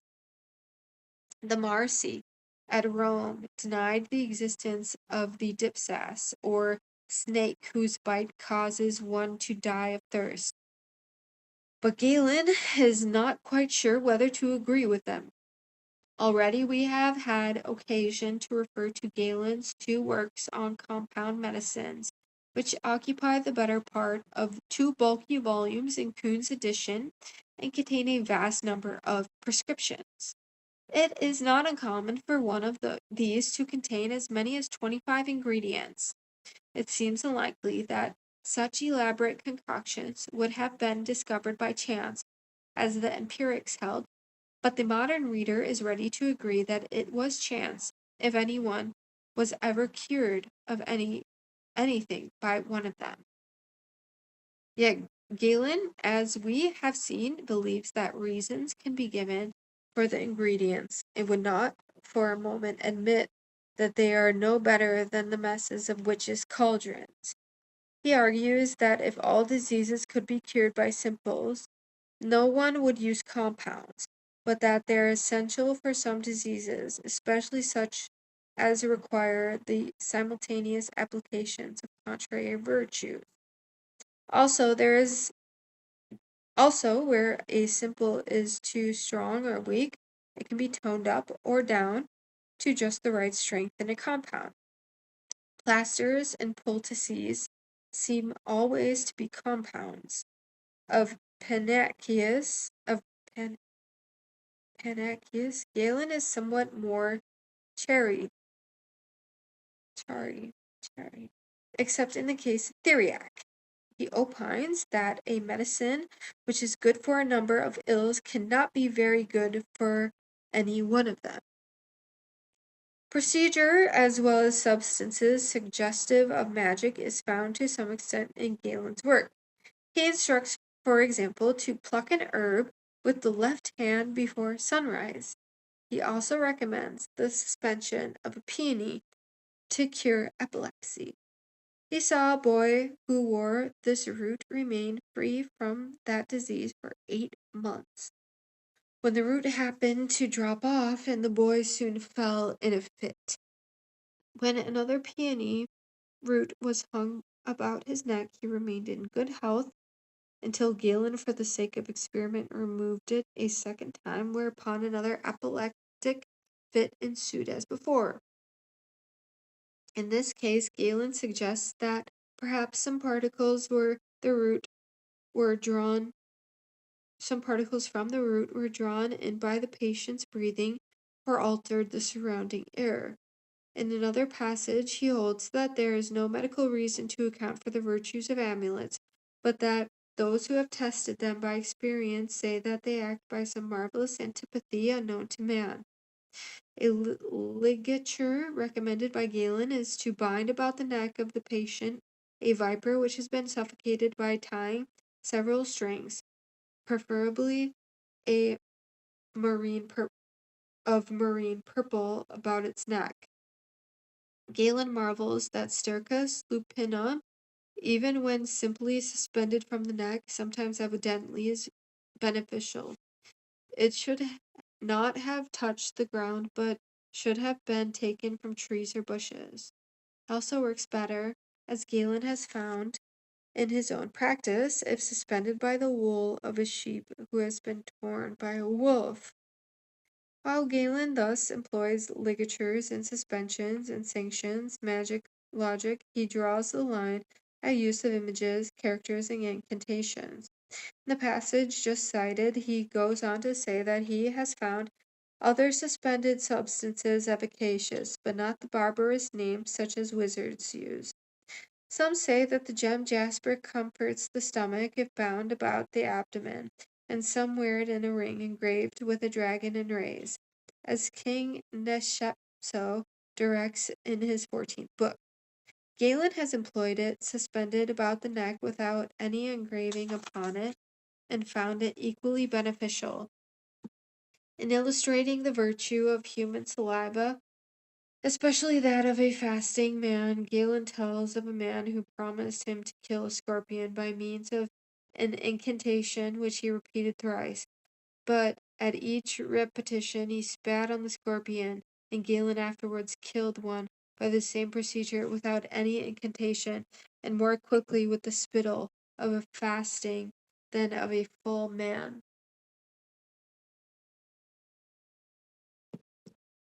The preceding paragraph gives a good illustration of the slow progress of human thought away from magic and towards science. Men are discovering that marvels can be worked as well without characters and incantations. Similar passages may be found in Arabic and Latin medieval writers. But while Galen questions images and incantations, he still clings to the notions of marvelous virtue in a fasting man's spittle or in a gem suspended about the neck. And these and other passages in which he clung to old superstitions were unfortunately equally influential upon succeeding writers, who sometimes, we fear, took them as an excuse for further indulgence in magic. Indeed, we shall find Alexander of Tralles in the 6th century arguing that Galen finally became a believer in the efficacy of incantations, thus the old notions and practices die hard. In the treatise on early procurable remedies, where popular and rustic remedies enter rather more largely than in Galen's other writings, superstitious recipes are also met with more frequently, and if that be possible, the doses become even more calculated to make one's gorge rise, it being felt that the unfastidious tastes and crude constitutions of peasants and the poorer classes can stand more than daintier city patients. Another reason for separate consideration of the contents of this treatise is the possibility already mentioned that it is interpolated and misarranged, and the fact that it is in part of a much later date than Galen. We must limit ourselves to a hasty survey of a few specimens of its prescriptions. Following Archigenes, ligatures and crowns are employed for headaches. In contrast to Galen's previous skepticism concerning depilatories for eyebrows, we now find a number mentioned, including the blood of a bedbug to cure lumbago. If the pain is in the right foot, reduce the powder with your right hand, the wings of a swallow. Then make an incision in the swallow's leg and draw off all its blood. Skin it and roast it and eat it entire. Then anoint yourself all over with the oil of 3 days, and you will marvel at the result. For 3 days. This has been often proved by experience. To prevent hair from falling out, take many bees and burn them, and mix with oil and use as ointment. For a sty in the eye, catch flies, cut off their heads, and rub the sty with the rest of their bodies. As a cooked black chameleon performs the double duty of curing toothache and killing mice. To extract a tooth in the upper jaw, surround it with worms found in the tops of cabbages. For a lower tooth, use the worms on the lower parts of the leaves. Pain in the intestines will vanish if the patient drinks water in which his feet have been washed. A net transferred from a woman's hair to the patient's head acts as a laxative, especially if the net is first heated. Various superstitious devices are suggested to ensure the birth of a child of the sex desired. Bituminous trefoil, boiled and applied hot, cures snake or spider bite, but let no one use it who is not so afflicted, or it will make him feel as if he was.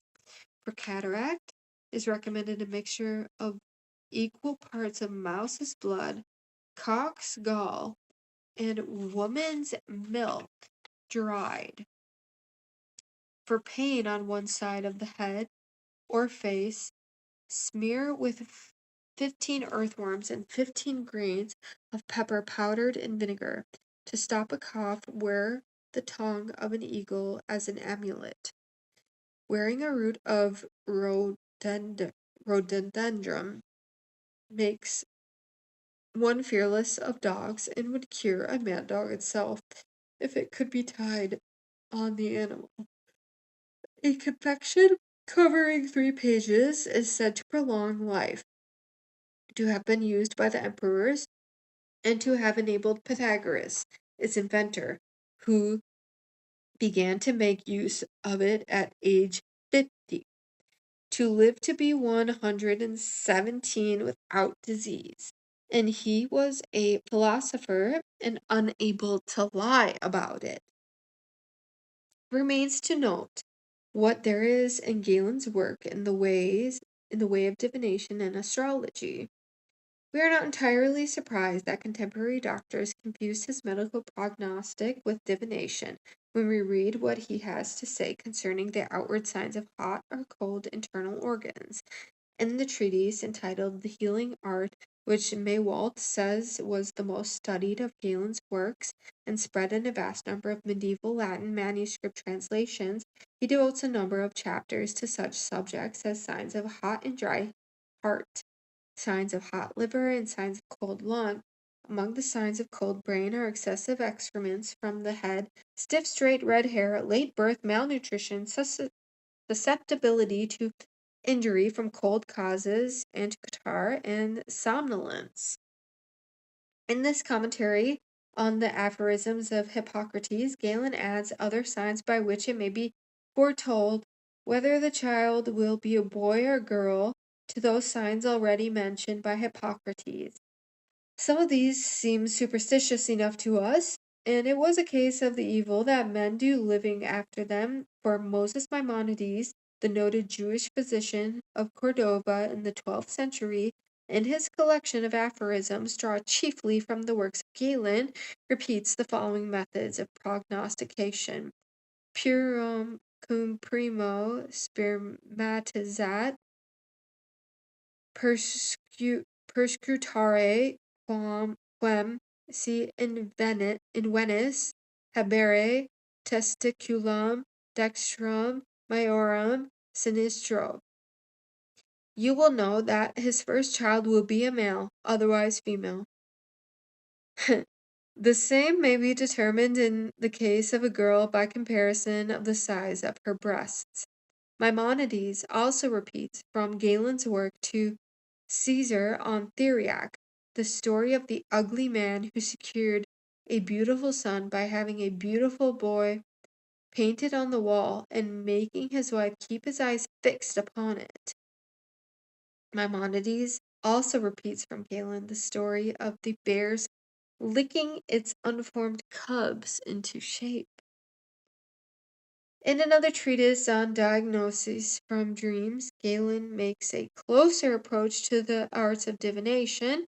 He states that dreams are affected by our daily life and thought and describes a few corresponding to bodily states or caused by them. He thinks that if you dream, you see fire. You are troubled by yellow bile. If you dream of vapor or darkness, by black bile. In diagnosing dreams, one should note when they occurred and what had been eaten. But Galen also believes that to some extent the future can be predicted from dreams, as has been testified, he says, by experience. We have already mentioned the effect of his father's dreams upon Galen's career.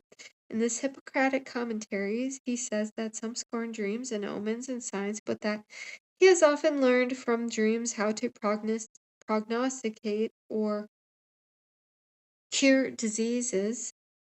Once a dream instructed him to let blood between the index and great fingers of the right hand until the flow of blood stopped of its own accord. It is necessary, he concludes, to observe dreams accurately, both as to what is seen and what is done in sleep, in order that you may prognosticate and heal satisfactorily. Perhaps he had a dim idea along Freudian lines.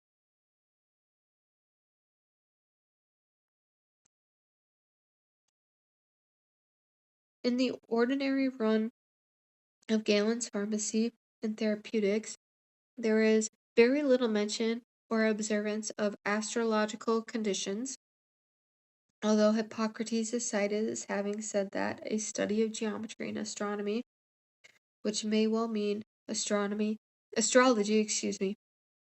is essential in medicine. I'll say that sentence again. In the ordinary run of Galen's pharmacy and therapeutics, there is very little mention or observance of astrological conditions, although Hippocrates is cited as having said that a study of geometry and astronomy, which may well mean astrology, is essential in medicine. In the De Methodo Medendi, he often urges the importance of the time of year, the region, and the state of the sky. But this expression seems to refer to the weather rather than to the position of the constellations. The dog star is also occasionally mentioned, and one passage tells how Escrion, the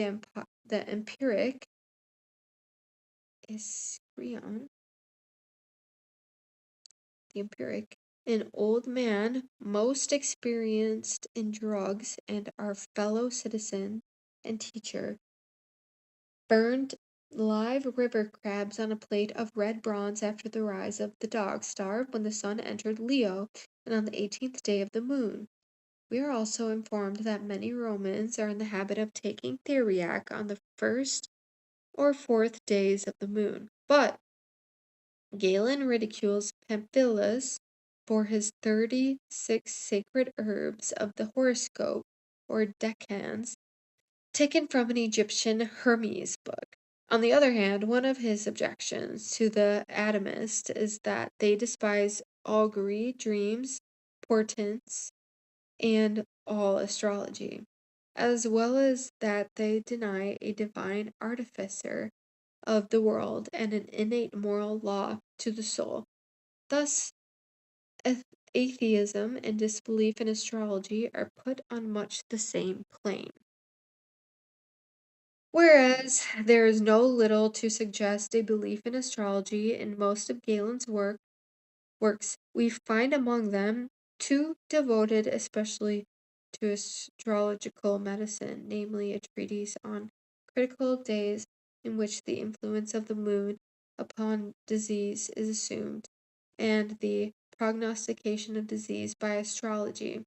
In the later he states that the Stoics favored astrology, that Diocles Charistius represented the ancients as employed the course of the moon in prognostications, and that if Hippocrates said that physicians should know physiognomy, they ought much more to learn astrology, of which physiognomy is but a part. There follows a statement of the influence of the moon in each sign of the zodiac and in its relations to the other planets. On this basis is foretold what diseases a man will have, what medical treatment to apply, whether the patient will die or not, and if so, in how many days. This treatise is the same as that as described in many medieval manuscripts to Hippocrates and translated into Latin by both William of Morbecke and Peter of Abano. The treatise on critical days discusses them not by reason or dogma, lest sophists befog the plain facts, but solely, we are told, upon the basis of clear experience. Having premised that we receive the force of all the stars above, the author presents indications of the especially great influence of the sun and moon. The latter he regards not as superior to the other planets in power, but as especially governing the earth because of its nearness. He then discusses the moon's phases, holding that it causes great changes in the airs, rules, conceptions, and birth, and all beginnings of actions. Yeah. Its relations to the other planets and to the signs of the zodiac are also considered, and much astrological technical detail is introduced. But the Pythagorean theory that the numbers of the critical days are themselves the cause of their significance in medicine is ridiculed, as is the doctrine that odd numbers are masculine and even numbers are feminine. Later, the author also ridicules those who talk of 7 Pleiades and 7 stars in either Bear and the 7 gates of the Thebes or 7 mouths of the Nile. Thus, he will not accept the doctrine of perfect magic numbers, along with his astrological theory. Much of this rather long treatise is devoted to a discussion of the declaration of the moon, and it is shown that one of the moon's quarters is not exactly 7 days in length, and that the fractions affect the incidence of the critical days. A treatise on the history of philosophy, which is marked spurious in Kuhn's edition, I have also discovered among the essays in Plutarch, where, too, it is classed as spurious. In some ways, it is suggestive of the Middle Ages. After an account of the history of Greek philosophy, somewhat in the style of the brief reviews of the same to be found in the Church Fathers, it adds a sketch of the universe and natural phenomena, not dissimilar to those medieval treatises of the like scope. There are chapters on the universe, God, the sky, the stars, the sun, the moon, the Magnus, Anus, the earth, the sea, the Nile, the senses, vision and mirrors, hearing, smell and taste, the voice, the soul, breathing, the processes of generation, and so on. In discussing divination, the treatises state that Plato and the Stoics attributed it to God and to divinity of the spirit in ecstasy, or to interpretation of dreams or astrology or augury. Xenophanes and Epicurus denied it entirely. Pythagoras admitted only divination by haruspice or by sacrifice. Aristotle and Dicarchus admit only divination by enthusiasm and by dreams. For although they deny that the human soul is immortal, they think that there is something divine about it. Herophilus said that dreams sent by God must come true. Other dreams are natural when the mind forms images of things useful to it or about to happen to it. Still others are fortuitous or mere reflections of our desires. The treatise also takes up the subject of heroes and demons. Epicurus denied the existence of either, but Thales, Plato, Pythagoras, and the Stoics agree that demons are natural substances, while heroes are souls separate from bodies, and are good or bad according to the lives of the men who lived in those bodies. The treatise also gives the opinions of various Greek philosophers on the question whether the universe or its component spheres are either animals or animated. Fate is defined on the authority of Heraclitus as the heavenly body, the seed of the genesis of all things. The question is asked why babies born after 7 months live while those born after 8 months die. On the other hand, a very brief discussion of how the stars prognosticate does not go into particulars beyond their indication of seasons, and whether, and even this Anaximenes described to the effect of the sun alone. Philolaus, the Pythagorean, is quoted concerning some lunar water about the stars, which reminds one of the waters about the firmament in the first chapter of Genesis. Please forgive me for any words I have mispronounced.